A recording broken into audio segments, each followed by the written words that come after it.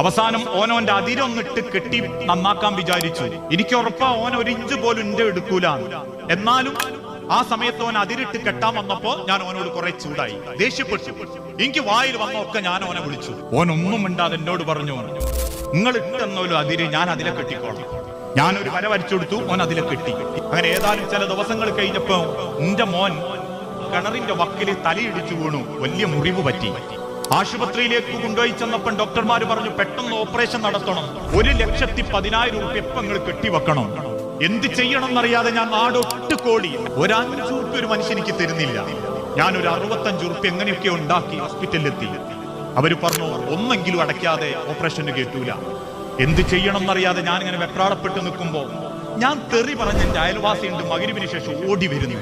ഓൻ എന്നെ നോക്കി സലാം പറഞ്ഞ് അകത്തേക്ക് കയറുമ്പോ പറഞ്ഞ്, പെണ്ണുങ്ങൾ ഇപ്പോൾ എന്നോട് വിവരം പറഞ്ഞ് അകത്ത് ചെന്നിന്റെ മോനെ കണ്ട് ഓനൊക്കെ ഒന്ന് ആശ്വസിപ്പിച്ചു.